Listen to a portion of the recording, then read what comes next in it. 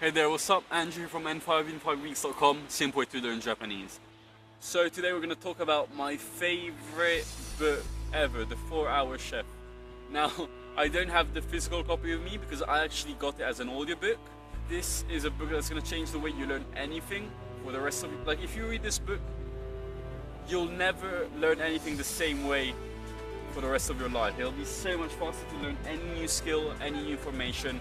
And today I'm going to break down 3 main takeaways about the book, 3 lessons you can learn to improve your Japanese today. Now, okay, so the first lesson you can take from this book is deconstruct. Deconstruct. This is something I stress a lot at n5in5weeks.com. You know, breaking down things, asking yourself, how do you actually learn Japanese? What are the things you need to learn? How do you learn them? And never looking at the task, never looking at something you have to learn as like a big hole, like a big fat bad monster, but looking, okay, there's kanji, there's hiragana, there's katakana.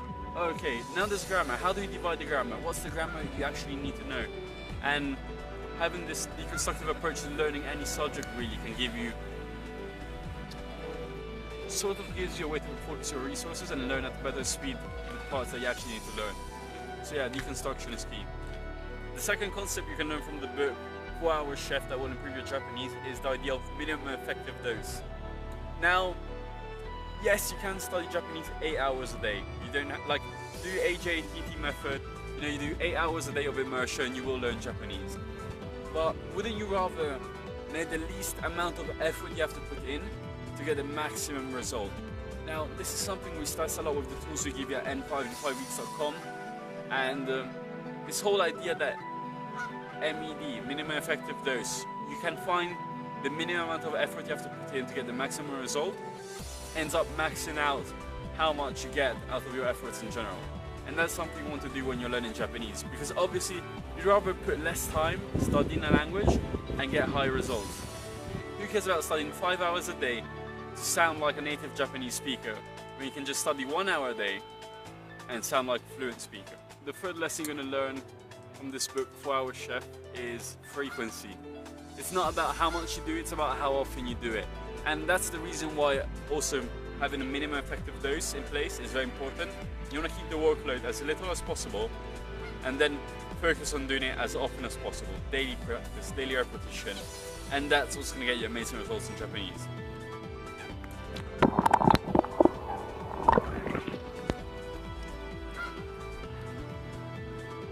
Okay, so let's just sum up the 3 main lessons to take from this book.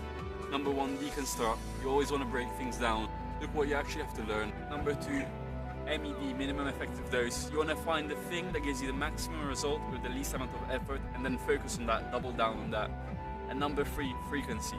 You don't just want to do like a big workload in one day. You want to do something maybe smaller, but do it every single day. Make sure you're doing daily repetition. Deconstruction, minimum effective dose, and frequency. Yeah, that's it. Andrew from n5in5weeks.com, simple way to learn Japanese. If you want the full in-detail book review at n5in5weeks.com, just click the link down below, it'll send you to the article. Or if you just want to get the book right now, you can get, if you're still interested in improving your learning speed in not just language but anything in general, 4-Hour Chef, this is the book to get.